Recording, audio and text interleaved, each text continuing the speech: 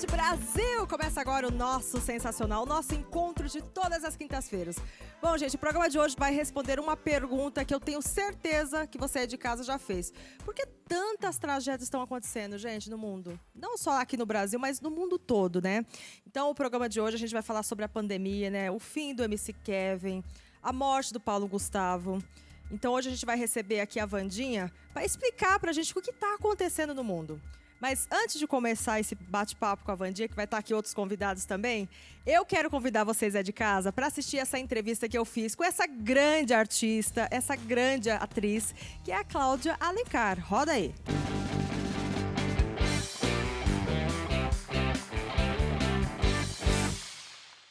Gente, eu tô tão feliz hoje porque eu vou receber agora, quer dizer, já está aqui do meu lado essa beldade, essa atriz maravilhosa, talentosa, escritora. Ela tá com um projeto lindo que ela vai contar aqui pra gente também. Cláudia Alencar, que honra tê-la aqui no Sensacional. Ganhei um dia hoje. Ah, meu amor, eu ganhei o dia estudando com vocês. Ô, Cláudia, você sempre sonhou em ser atriz? Assim, desde pequenininha? Não, sabe que não. Eu sonhei até em ser médica. Médica? Porque meu avô era médico. E aí eu queria ser médica sei lá, porque meu avô era médico.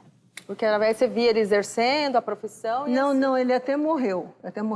Eu ouvia histórias dele. Ah, você ouvia a história, então você admirava o trabalho dele. Eu admirava o fato de curar pessoas. Então, eu sempre tive essa coisa de curar as pessoas. Agora eu curo as pessoas pelo riso, eu curo pela emoção, eu curo pela arte. E assim, seus pais te apoiaram, assim, tipo, não, você... Atriz? Olha, minha mãe me apoiou em tudo. Aí meu pai, ele ficou furioso. Meu pai era bravo com você? Muito bravo, ele era um homem muito destemperado. Ele era um homem destemperado mesmo. A gente sofreu muita violência doméstica. Sério, Cláudia? Assim, mas de bater em você, na sua mãe? Bater em mim, na minha mãe, no meu irmão, de quase me matar, de sufocar. Um dia ele pegou a gente pequenininho, eu e meu irmão, botou a gente pelado na cama, de bunda pra cima, e espancou até sair sangue. E a sua mãe não intervia, assim, de falar, não mexe com meus filhos? Minha mãe não podia intervir, porque se ela interviesse, ela apanhava. E ela não reclamava, e ela não denunciava, a gente não era num tempo que se denunciasse nada. E quando eu falei pro meu pai que eu queria ser atriz, ele me deu 2 tapões na cara, e falou, você não é puta e você tem personalidade. A atriz é puta e não tem personalidade. Você vai fazer ciências sociais. Não, aí, já até falou que você tinha que fazer, não era ser atriz. Porque ele era sociólogo. Minha mãe era bióloga. Uau. Então, aí eu fiz faculdade, vestibular para ciências sociais, para comunicações e artes, escondida dele, e fiz história. Passei nas 3 faculdades. Você acha que de estudar tanto era para ficar fora de casa, para não ser agredida? Não, porque eu adorava história. Não queria fugir assim de casa? Não. Conscientemente, não. Talvez você tenha levantado uma lebre que eu nunca pensei. Aí eu comecei a ficar com medo de ser atriz por não ganhar dinheiro. Porque eu já morava sozinha, eu me sustentava dando aula. Você saiu de casa por conta da violência? Eu saí de casa por conta da violência. Por conta da violência. E é verdade que nesse período, quando você começou a se relacionar com o namorado, ele também era super agressivo, que aí que virou uma chavinha em você, que você falou assim, não, peraí, meu pai me agride, agora tem um namorado que me agride, a cena tá repetindo. Primeiro namorado não. Foi muito querido. Muito fofo, tivemos uma relação muito boa, tal. O segundo namorado foi um namorado super agressivo. De te bater? De me bater, de quebrar a mão, de tanto me bater. Meu Deus do céu. De eu lembrar dele vindo para casa com a mãe fechada e não me aconteceu nada. Aí eu falei, eu tô casada com meu pai. Eu tô fazendo o mesmo modelo que a minha mãe. Então, na verdade, o que era difícil era eu separar dele. Porque toda vez que eu dizia que eu queria separar, eu levava porrada. Meu Deus. E eu não sabia como me safar daquela situação. Eu sei que eu consegui me safar devagarzinho, mesmo falando com o pai dele, com a família dele. Aí eu consegui me separar e separei. E assim, o motivo era muito... Porque você sempre foi uma mulher muito bonita. O motivo assim, era de ser muito bonita e de ser uma mulher também que estava ali à frente, estudando, né? Porque você não nasceu para ser aquela dona de casa. Você queria estudar, você queria progredir, trabalhar. Será que era por conta disso? Não existe motivo. Não existe motivo. Né? Isso que é louco. Por exemplo, essa história que meu pai quase me matou foi porque o portão de casa de ferro quebrou. Ah, ele achava que você era culpada. E que eu era culpada, porque estava enferrujado, né? Eu fui fechar, o portão quebrou. Como o portão quebrou, que não sei o quê. Aí começou... Aí eu discutia com ele. Eu sempre fui, na verdade, da família, eu sempre que discuti, eu sempre que fui a forte que discuti, mas isso não levava a nada. Discutir não levava a nada, mas me dava uma força eu enfrentar. Entendi. Tanto que eu já fugi de 2 revólveres na minha cabeça. Mas do seu pai? Não, do meu pai não, de ladrão. E você foi muito perseguida na ditadura também, né, menina? Olha, depois de apanhar do pai, apanhou do marido, né? E aí depois... E ainda dou risada, né? Como que você consegue? Porque imagina, não é qualquer pessoa... Risada, ainda sou feliz, ainda sou alegre, ainda acredito na vida. Não, porque aos 20 anos de idade... Você começou a dar aula no teatro, não foi? Comecei a dar aula de teatro. Das aulas de teatro que eu ganhava o dinheiro para o aluguel. Entendi. Mas eu tinha um grupo de teatro de guerrilha que a gente denunciava as ditaduras e as mortes que o governo da ditadura fazia. Porque não é fácil uma ditadura, eu quero que todo mundo saiba disso. Uma ditadura é a coisa mais difícil que se tem para enfrentar, fora a guerra, eu acho. E isso você foi pega na hora que você estava dando aula? Não, isso foi pego na hora que eu estava tendo uma reunião de professores. Entendi. Eles entraram na escola de metralhadora. Meu Deus. Pediram quem era a Cláudia Alencar, era fulana de tal. Eu fui ver, eles me pegaram, me enfiaram no camburão e me jogaram na OBAN, que é Operação Bandeirantes, que era onde eles torturavam. E você foi literalmente torturada? No pau de arara, se você quer saber. No pau de arara. E eu tinha que denunciar todos os meus colegas que estavam fazendo teatro comigo. Porque era só isso que eu fazia. Eu fazia teatro de denúncia. Não fazia assalto a banco, não fazia nada disso. Não era desse tipo de coisa. Eu sou contra a violência. Entendi. Mas sou uma mulher violentada. E que tipo de violência que você sofria nessa época? O que eles batiam? De que forma? Então, pau de arara, né? Então, eles faziam pau de arara e uma vez eu fui estuprada. Nossa, Cláudia. Foi com 22 anos de idade. 22 anos? E você estava onde? 22 anos de idade. E era o quê? Era uma cadeia. Era uma cadeia? Te jogaram lá? Cadeia, cimento, grades. E eu ficava lá com 2 mulheres e a gente fazia todas as necessidades físicas lá. E eles chamavam a gente para ver a tortura que eles faziam dos nossos colegas. Então, a gente era obrigada a ver a tortura que eles faziam, que eles batiam, que eles jogavam no chão, que eles enfiavam o dedo no olho, enfim. Era terrível, era terrível. Meu Deus do céu. E consegui sair porque eu tenho um tio que é coronel, que era Ele coronel, que te tirou? E aí avisaram... Porque eu sumi de casa, né? Não apareci de noite, não apareci no dia seguinte. Sim, meu carro estava na escola. Cadê? Meu pai ficou me procurando. Quanto tempo você ficou presa? Fiquei presa 15 dias. Nossa, bastante tempo. E todos esses dias sendo torturada? Todo dia. Batia? Não, eles tinham um sistema que eles aprenderam, que era o seguinte: no primeiro dia eles batiam tudo que podiam bater. No segundo dia, eles faziam uma tortura moral. E no terceiro dia vinha outro consolar você. Não faz isso, você é tão bonitinha, você é tão isso, você é tão aquilo. Aí no terceiro dia vinha o cara e dava porrada. Gente, que loucura. Você não ficou com medo de morrer, de passando por tudo isso? Fiquei. O que passava na sua cabeça? O que passava na sua cabeça naquele momento? Peraí, eu sou uma mulher que trabalho, estou exercendo a minha profissão, né? Tô ensinando outras pessoas e de repente acontecer com isso. O que passou na sua cabeça, assim? Daniela, eu vou te confessar o que passou na minha cabeça. Passou na minha cabeça é o seguinte: eu sou muito jovem para morrer pelo Brasil. Eu não quero morrer pelo Brasil. Eu não queria morrer naquela época com 22 anos, minha vida começando por uma luta em glória, tanto que agora a gente está vendo o que está vendo, por uma luta em glória. E isso que mais me arrependi. E você nunca teve uma crise de pânico ou, sei lá, Ainda mais nessa época que a gente está, né, Cláudia? Essa pandemia, a gente ficar presa... Porque a gente está preso dentro de casa, né? Por conta de tudo isso que a gente está passando. Não te deu uma depressão? Você nunca teve depressão? Nunca teve uma síndrome de pânico, de medo, de ficar no escuro? Porque acho que de escuro. Agora que me lembrou. Escuro. Você teve medo de ficar no escuro, né? Eu tive pânico de ficar no escuro enquanto eu fazia esse teatro político. Eu não podia ficar no escuro de jeito nenhum. De jeito nenhum eu podia ficar no escuro. Se eu vou no cinema e não vi a luzinha vermelha do banheiro, dos homens e das mulheres... Te dá uma falta de ar? Eu ia morrer. Eu morreria. Aí eu tive esse síndrome de pânico durante dos 22 aos 30 e poucos anos. Nossa, bastante tempo, hein? E depois até que eu... Muito tempo. Muitos anos? Muitos anos.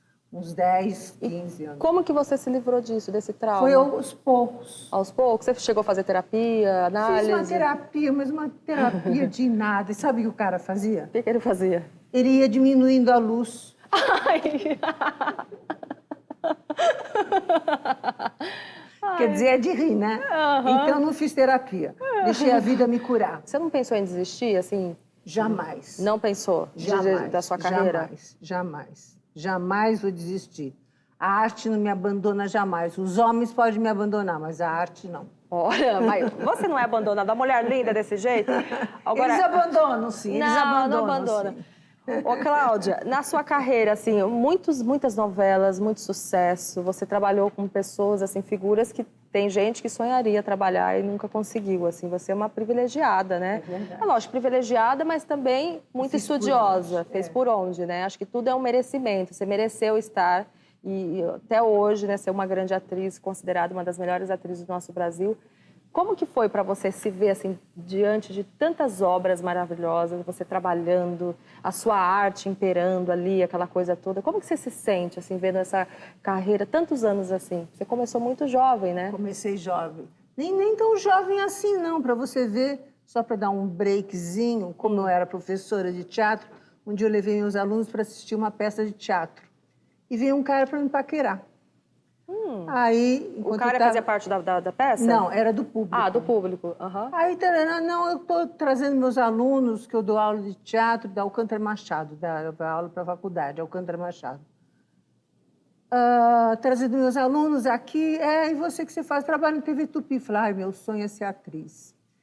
Porque eu vou te apresentar o diretor. E foi me apresentar o Calmon. O Calmon me apresentou, falou, eu vou te apresentar o Carlos Zara.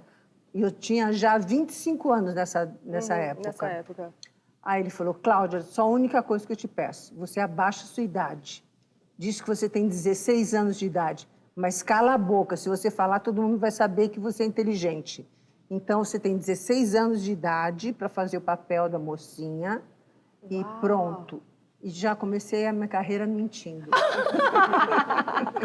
Ô, Cláudia, você sabe que eu estava pesquisando sobre você? Achei muito interessante, que eu fiz teatro também. Eu estudei no Célia Helena, fiz 3 anos de teatro. Ai, que delícia! Sou apaixonada, né? A Célia Helena foi minha mãe numa novela. Ai, jura? Sabor de Mel. Olha que demais. Você trabalhou com o Raul também, o né? Raul Cortez Gente, também. maravilhoso. Foi meu namorado. Foi seu namorado? Foi. E beijava bem? Beijava técnico. Técnico. Depois eu quero entrar nessas coisas de beijo técnico, essas coisas.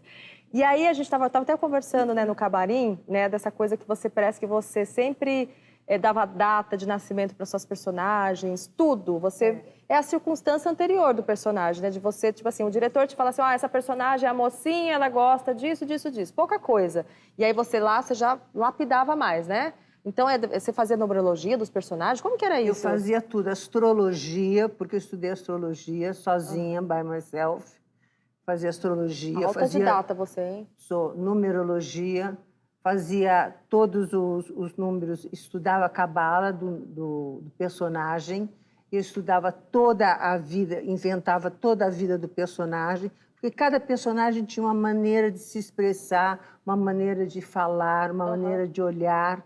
Então, eu não fiz... Nenhum personagem meu é igual um ao outro. Porque aí o personagem já estava pronto e não tinha muito mais o que fazer. Você conseguia já fazer, já. E sempre você foi uma mulher muito assediada? Assim, chegou a fazer ensaio nu, assim? Você era muito convidada para fazer esse tipo, assim, de trabalho? Não, Roda de Fogo está no ar agora, né? na Globo, e o Prova de Amor da Record tá no ar também. Em Roda de Fogo, terminei a Roda de Fogo, que foi um sucesso, aí fiz Playboy. Uau! O que foi muito Foi difícil. Foi difícil? Você teve que beber um pouquinho para dar uma relaxada? Eu bebi um tanto assim de vodka. É muito difícil, né, você posar nua. E depois eu não sou uma Anitta.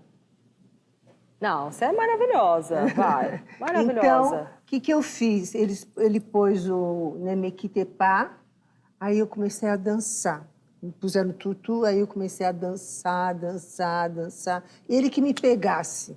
Eu não fazia cara para ele, não mostrava bunda, não mostrava nada. Se aparecer, se apareceu. Se não aparecer, não apareceu. Olha, que técnica. Então, você meio que se conectou com a vodka, com a música e... Pronto. Você esqueceu que tinha fotógrafo ali. Esqueci. Você entrou no seu clima ali. É como eu sou, como eu faço personagem. Eu encarno o personagem. E você era muito cantada, assim, assediada? Não, eu sabia escapulir, né? Eu sabia escapulir. Eu me chamava de bandida até ir jantar. Falei assim, eu sou bandida até jantar. Então a gente ia jantar. Depois do jantar, eu, fui embora. Eu ia embora. Mas você mais, não tem mais não, eu vou para casa. Não, mas não sei o quê, eu vou para casa. Perdi vários papéis por ter ido para casa. Sério? Mas não faz mal. Fui para casa, ganhei um jantar grátis. E você também quebrou um tabu, assim, não, ao se casar também de vestido vermelho, né? De onde surgiu essa... Não, vou casar de vestido vermelho, vou casar de branco. Porque eu não sou hipócrita. Porque o branco tinha um significado, agora não tem mais, né? Agora casa até de preto, tem gente que casa até de preto. De qualquer cor. Agora, eu vou casar de branco não sendo virgem? Não. E resolvi casar, então, de vermelho. Comprei um vestido vermelho lindo de cigana até aqui. Você se acha um pouco meio cigana? Eu acho. Eu acho que eu nasci na Espanha e nem sei por que eu tô aqui. Ô, Cláudia, você fez uma exposição muito linda. Bonita, né, de fotografias de mulheres históricas, né, do século XXI. É isso? Na verdade, eu fiz um estudo sociológico sobre a mulher do século XXI. Quem é essa mulher do século XXI? Então, a gente fez uma revolução. Em 40 anos, fizemos uma revolução quântica. E eu não quero empoderamento. Entendi. Você é contra isso, esse empoderamento? Eu sou a favor do amorosamento. Não quero a mulher nem em cima e nem abaixo do homem. Eu quero a mulher ao lado do homem. Eu quero amorosamento.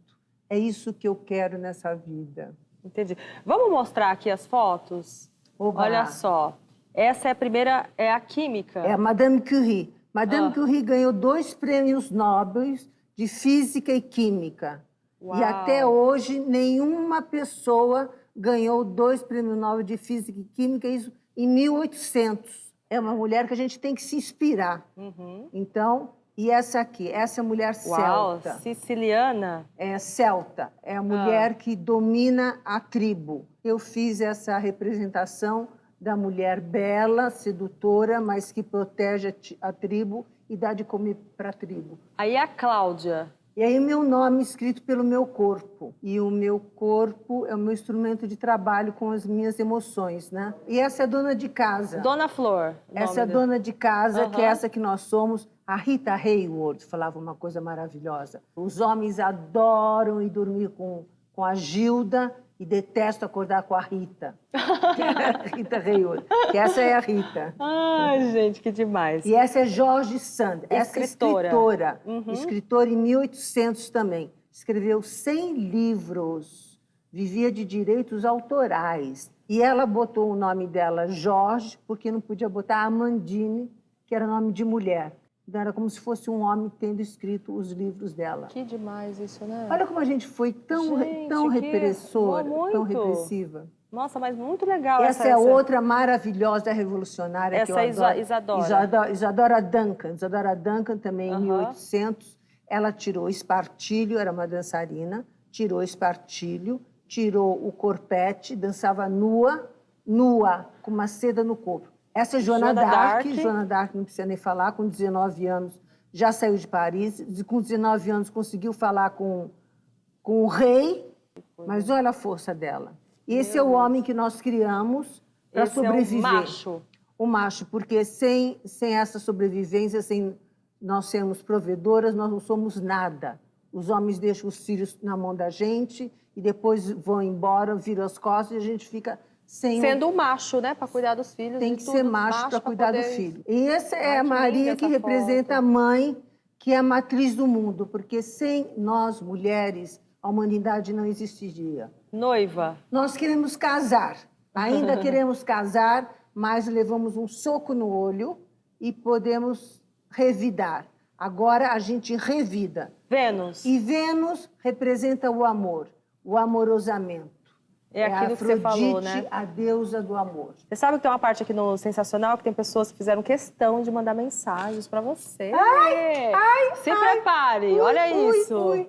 Ali eu poderia falar sobre inúmeros aspectos talentosos dela, como o fato dela ser uma excelente amiga, uma colega exemplar, parceira, inúmeros aspectos, né? Uma artista impecável, essa capacidade que ela tem em colocar em palavras sintéticas e muito bem escolhidas o que se passa na alma humana, o que se passa no universo, nas nossas inquietações. Eu acho que ser amiga da Cláudia é uma benção. Cláudia é uma das atrizes mais completas desse país. E não só como atriz, como artista. Ela é uma das pessoas mais importantes da minha vida. Nossa. E merece toda a felicidade e reconhecimento do mundo. E ainda por cima, a gente tem uma outra parceria. Eu sou co-mãe, madrinha do Ian. E por isso eu tenho muita gratidão. Meu Cláudia, filho. eu te amo, eu te amo, eu te amo. Grande mulher, grande mãe, super mãe, grande pintora, grande atriz, grande amiga. Você é uma mulher espetacular. Te admiro, você é maravilhosa. Um grande beijo. Te amo, querida. Cláudia, eu te acho uma mulher incrível, uma lutadora fantástica, atriz, escritora, diretora. Você é multifacetada. Queridíssima Cláudia Alencar, estou aqui para te dizer que eu te amo. Se eu nunca te disse, agora saiba como é imenso o meu amor por você. É a melhor homenagem que uma artista como você pode receber. O aplauso do seu colega. Oi, mãe, tudo bem? Surpresa! Passando aqui pra dizer que eu te amo muito, muito, muito, que eu te admiro demais. Tô morrendo de saudade de você com essa pandemia maluca.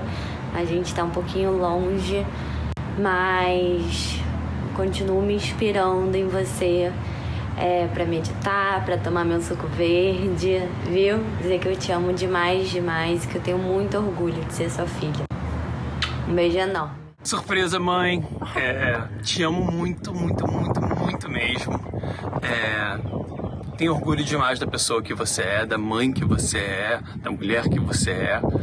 E não só da sua carreira, mas de tudo que você passou na vida e transformou esse passado inteiro na pessoa incrível e maravilhosa que você é hoje em dia, assim, que você sempre foi. Espero poder te ver em breve. Imagino que você deve estar chorando agora. Mas não chora, segura o choro, fica de boa. Te amo muito, muito, muito. E louca pra te ver em breve. Orgulho demais de você, mãe. Beijo, beijo, beijo. Como é que vocês fizeram isso? Buscaram o Ian nos Estados Unidos? A gente, né? Meu Deus do céu, que maravilha! Como ele te conhece! Como ele te conhece! Você estava chorando, exatamente ele falando isso. Ele sabe. Sabe, mesmo distante. Que saudade! Que saudade, que delícia! Ele sabe. E a Cristalzinha, que linda! Meu Deus do céu, que surpresa! Obrigada. Ai, meu amor, você merece. merece. Foi o melhor presente que você me deu. Foi o melhor não presente. Fala isso, não, eu que vou chorar. Foi o melhor presente. Ai, Cláudia, eu fico feliz. E a gente fez com todo amor, com todo carinho. Ai, né? muito. Você merece. Obrigada. Ai, você gostou mesmo, Nossa. de verdade? Ai, Nossa, que bom. aqui, ó. A gente O se borro dedica da tanto, maquiagem sabe? do A gente se Johnny. dedica tanto. Cláudia, eu quero te agradecer. Muito obrigada. Foi um papo, assim, delicioso estar aqui com você, passar essa tarde com você. Te desejo sucesso, que você continue brilhando ainda. Mais e mais escrevendo, fazendo a sua arte, que é o que te inspira, o que te faz feliz, fazendo as coisas que você gosta, que você acredita. Muito obrigada, viu? Eu podia só dizer da minha exposição, que a exposição está online. Ai, que demais, fala. Porque é a primeira vez que tem uma exposição online para o planeta todo. Ela está para o planeta todo. Então, é muito fácil você ver a exposição, é como se fosse um joguinho. Você entra numa galeria de arte e vai vendo andando, e tem as pessoas falando, olha, e tem a demais. música. Aí você clica numa foto, a foto abre, a foto tem a explicação de cada mulher. Então, posso dar o endereço aqui? Lógico, meu amor, por favor. www.rhodner, com Y, rhodner.gallery.com. Gente, por favor, entre lá para ver essa grande exposição dessa grande atriz que eu tive a honra de fazer essa entrevista com ela. Mais uma vez, muito obrigada e palmas para essa grande atriz, Cláudia Alencar. Obrigada. Demais.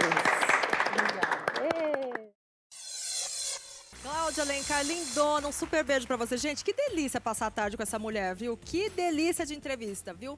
Mais uma vez, muito obrigada pela confiança e pelo carinho de sempre, tá, Cláudia?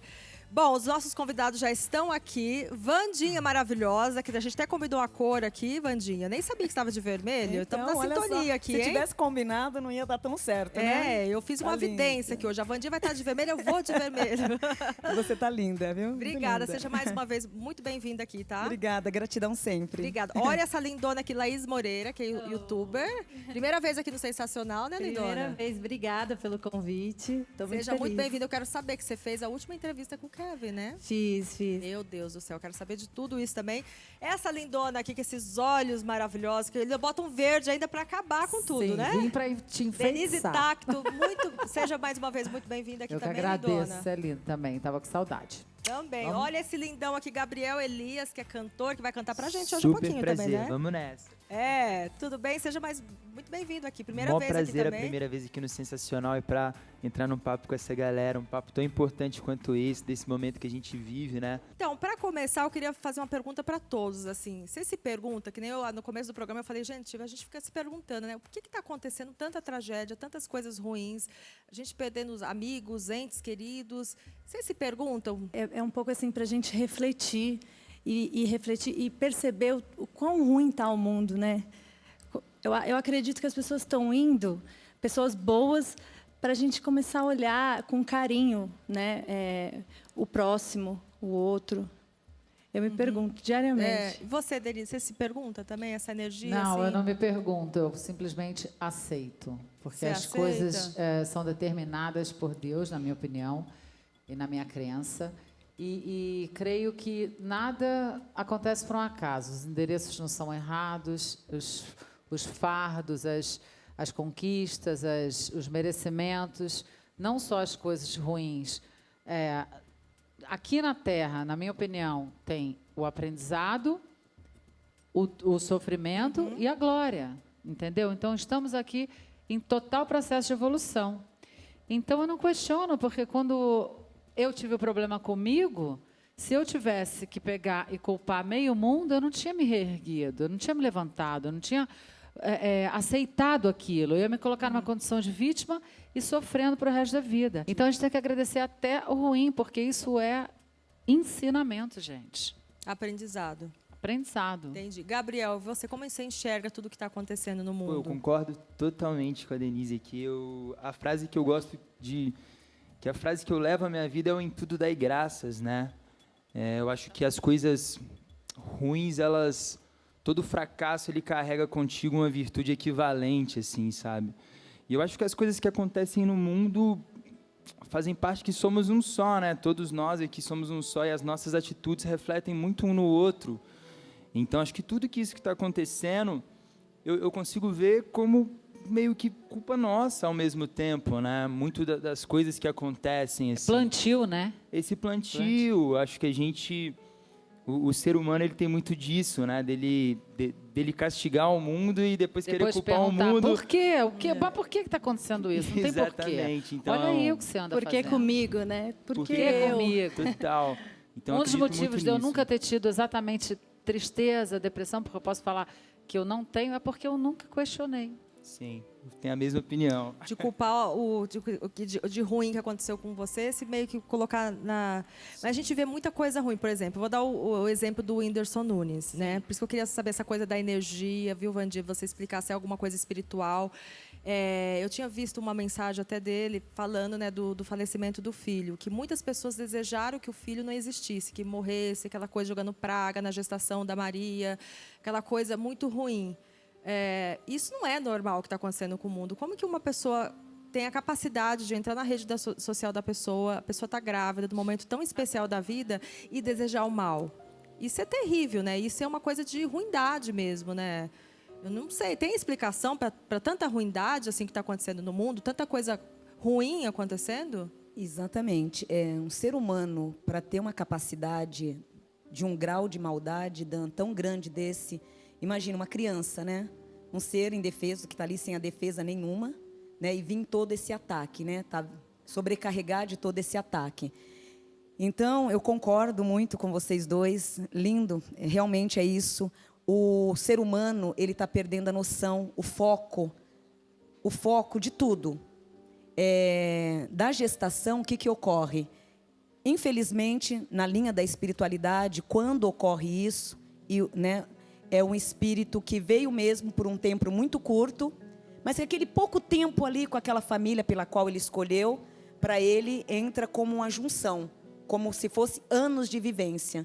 Então esse espírito, tudo na vida tem o porquê, né? Tudo tem um destino, tudo já vem pronto. Então o que ocorre? Esse espírito, ele já veio predestinado a reencarnar por um tempo naquele útero, ficar por um tempo X, né? Um tempo determinado, e desencarnar de uma forma precoce. Isso tudo já estava combinado. Aí o que ocorreu nesse meio do caminho? Ocorreu que a família em si já vinha sendo atacados, né, várias vezes, por inveja, por ruindade e por espíritos negativados. O lado da espiritualidade, esse espírito ia ser uma outra dor, Dan, porque ele ia sobreviver por uns 3, 4 meses no máximo, que aí a dor ia ser bem maior. E aí ele ia desencarnar. Aqui está previsto. Ele teria desencarnado, o certo mesmo desse desencarne, seria aos 4 meses. Imaginou? Nossa. E de um jeito ou de outro ia ser uma dor. Porque a perda de um filho... Isso ia acontecer mesmo? Ia acontecer, já estava predestinado. Uhum. Porque por mais que tenha nós, vidente, médium, Deus, né, que é o ser superior, todos nós já vemos com a cartilha. Antes de reencarnar, a gente já entra com a cartilha na Terra. Então, tudo, ó, Adão vai passar por isso, tudo, vem tudo, é um diagnóstico que já vem pronto. Então, por mais que os médiums, né, entram, os videntes entram, Deus, ele está acima de tudo o tempo inteiro. Então, na vida, somos apenas instrumentos mesmo. Então, o mundo, Dan, ele está passando por uma transformação muito grande. Tem uma pergunta aqui, eu vou colocar do pessoal, nossos telespectadores, a gente vai responder aqui agora. Roda aí a primeira pergunta. A dúvida é a seguinte, por que ninguém previu essa pandemia? É verdade, a gente fez uma pesquisa para todos os videntes, para saber se alguém tinha falado de pandemia. Ninguém preveu. Um dia antes, eu estava em Ubatuba.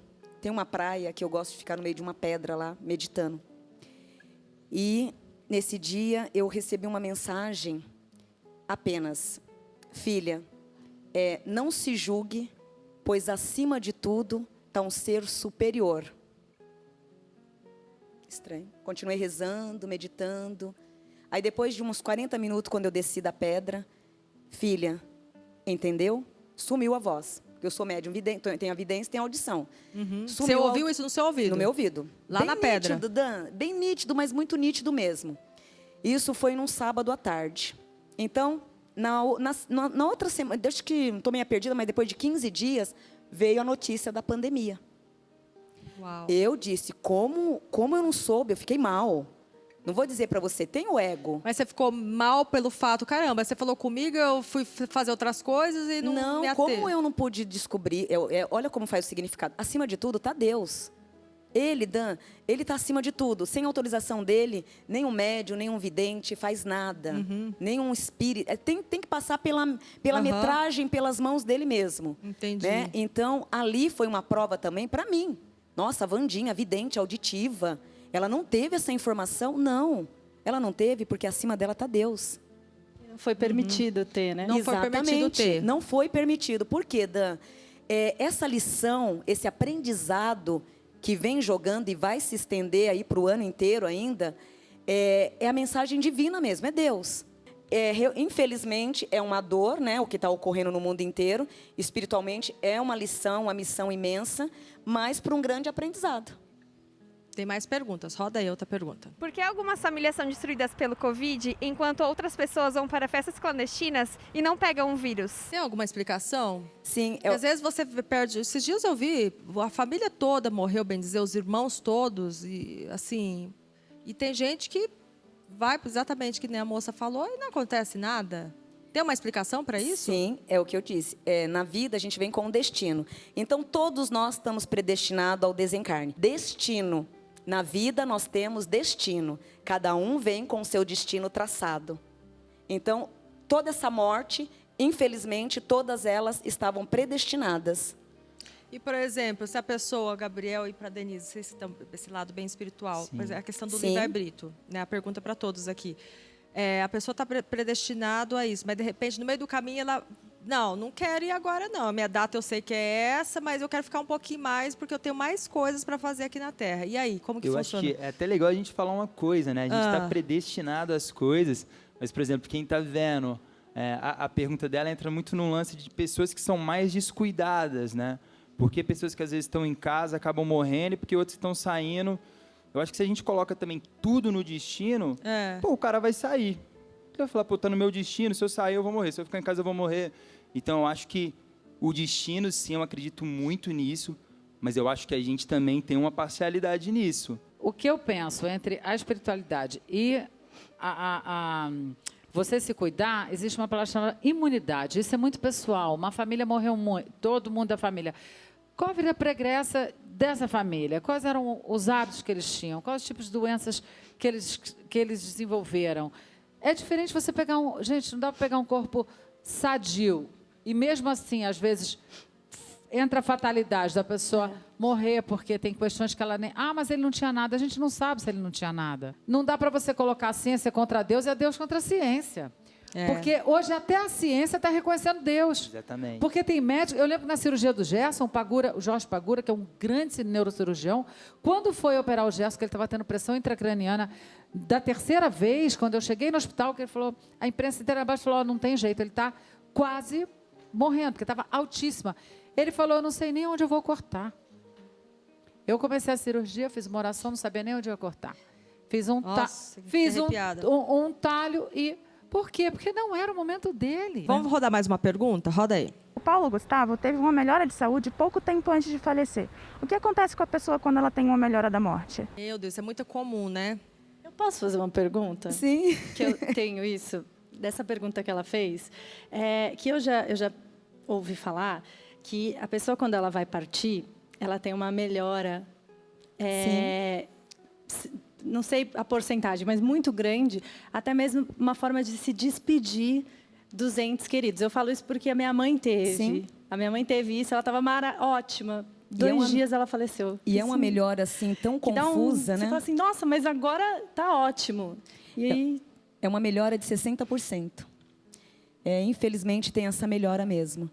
Falar dele, eu me emociono muito. Eu sou fã e você foi eternamente desse maravilhoso, né? É muito querido, né? Minha paixão. Todo o espírito, né, antes dele desencarnar, ele traz essa melhoria, né? Para quê? Para poder ter o tempo de agradecer, de se despedir. E se tiver alguma coisa, algum ato mal resolvido entre família, de repente com o irmão, com o pai, né? Deus, ele dá esse intervalo aí para que essa pessoa possa trazer essa melhora por alguns segundos, ou para despedir, que é o que ocorre, né? Ou para pedir o perdão, ou para corrigir algumas coisas, algumas pendências. Então, isso ocorre com todos antes de desencarnar. Então, por isso que entra de novo no lado da espiritualidade. Deus é tão misericordioso. Vandinha, eu queria te falar uma coisa pessoal que aconteceu em relação ao Paulo Gustavo. Eu queria te perguntar uma coisa muito que eu não conheço o Paulo Gustavo, não conheci. Conheci o trabalho dele e tal. E um dia eu sonhei com o Paulo Gustavo. Eu fui no hospital e ele estava sendo desentubado. E eu sentei do lado da cadeira e eu fiquei ali, observando ele tentando acordar, né? E eu falei, meu Deus, por que eu tô... Depois eu fiquei pensando, por que eu sonhei com esse homem, né? No meu sonho, eu queria que você me explicasse isso. É como se ele tivesse ele precisava cuidar da espiritualidade dele. Sim. E que ele estava cercado de pessoas muito negativas. Sim. E aí depois eu perguntei para Deus, eu estava conversando com um amigo meu e eu comecei até a me emocionar falando desse sonho. Eu falei, gente, mas por que eu sonhei isso? Porque às vezes eu tenho uns sonhos assim que são reveladores, né? Eu falei, poxa, o que eu posso ajudar com isso, né? Por que está acontecendo? E aí me falaram, dia 28. Aí fiquei com essa data na cabeça, 28 de abril, acho que foi, E depois ele teve uma melhora. E aí eu fiquei, poxa, acho que era isso, de 28 ele vai ficar bom, né, e tal. E depois aconteceu isso. Aí eu fiquei um pouco frustrada, sabe? Assim, no sentido de, poxa, eu sonhei que ele estava acordando, estava né? Mas eu vi essa energia, isso. Então, esse sonho, Dan, que na verdade são suas premonições, né? Você tem esse dom de premonições através de sonhos. Então, isso também ocorre muito nas pessoas, ter a premonição, ter toda uma revelação do que vai acontecer através do sonho. Tudo isso que acontece com você, não só esse, como vários outros já aconteceu, você teve uma premonição. E, na verdade, é bem isso. Por mais que ele estava ali todo entubado, era o período que ele estava passando também por essa limpeza, por essa expurgação. Sendo retirado, né, na verdade, todo aquele resíduo negativo de terra. O espírito, antes de ir para o plano da espiritualidade, ele é feito uma reciclagem, que é o que você teve nesse sonho, uma reciclagem, para que esse espírito possa passar para o plano da espiritualidade. Tem casos que o espírito, ele recusa, ele não quer passar por essa limpeza. E nem tampouco quer ser desencarnado, quer ir para o plano da espiritualidade. Uhum. Por mais que ele esteja desencarnado, ele quer permanecer na Terra. É onde ocorre a rebeldia espiritual. Graças a Deus, o nosso príncipe, ele aceitou a limpeza. O Paulo, ele vai estar bem. Graças a Deus, eu sonhei com ele que ele estava sendo limpado. Várias pessoas estranhas em volta dele, mas ele aceitou a limpeza. E foi mesmo que eu acompanhei e venho acompanhando essa alma até hoje. Que triste da história da sua mãe, Laís. Ela entrou, ela ficou 23 dias no hospital. E aí, nos últimos 3 dias, ele falou, eu ia visitá-la todo dia. E eu já fui a semana toda ela inconsciente. Aí depois que ela operou, aí ele falou, a sua mãe tá bem, pode conversar com ela. Eu conversei, a gente conversou bastante, tudo. Aí passaram 2 dias. No dia seguinte ela estava com muita dor, ela falou, tá doendo, tá doendo, tá doendo. E um dia antes dela falecer, eu não fui, nem eu nem meu pai. A gente não conseguiu ir. E aí o médico de manhã, na quarta-feira, ligou meu pai e falou, ela faleceu. E aí o médico era espírita.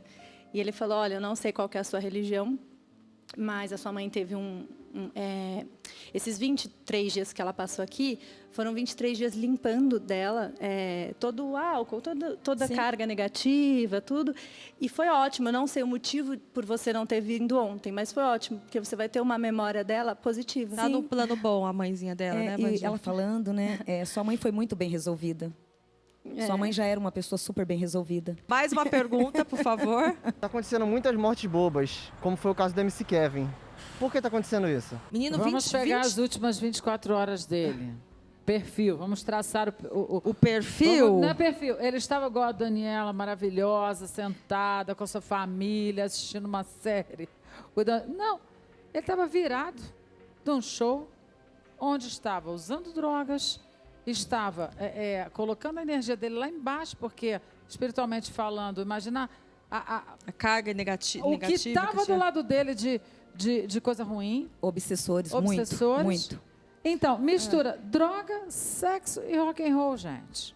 Você acha que vai dar aonde isso? Ô, Laís, você esteve com ele 4 dias antes de acontecer essa fatalidade. Ele estava em casa terça-feira, que eu gravo meu programa, lá em casa, que é um programa no YouTube. Sim. Ele foi no dia 11 em casa. Aí ele chegou em casa, num astral, assim, lá em cima. Feliz. Você não percebeu nada de diferente? Assim? Zero, mas faz muito sentido o que você falou, Vandinha, dessa questão da pessoa ir se entendendo e resolvendo assuntos. Claro que talvez no inconsciente, né? Sim. Que a gente nunca vai esperar que a gente vai morrer. Sim. Ainda mais da forma que foi. Mas... Vandinha, você sentiu alguma coisa aí? Você se arrepiou toda. Eu vi me arrepiando também. O que aconteceu aí? Você acha que aí foi destino? Não, Para mim é livre-arbítrio isso. Não é o livre. Agora eu vou explicar o outro lado da espiritualidade.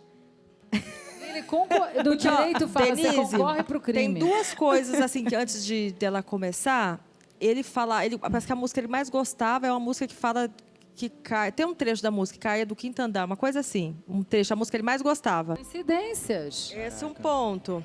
Outro ponto, ele falava que ia morrer cedo.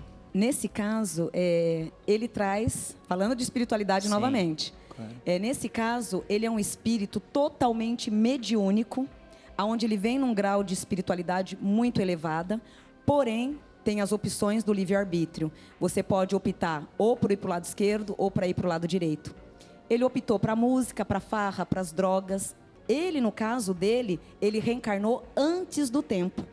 Então, o espírito em si, ele não estava pronto para uma reencarnação. A gente tem uma geração hoje, talvez pelo lance da internet, que eu sinto que as coisas tomam um fluxo muito mais rápido do que talvez deveriam ser, né?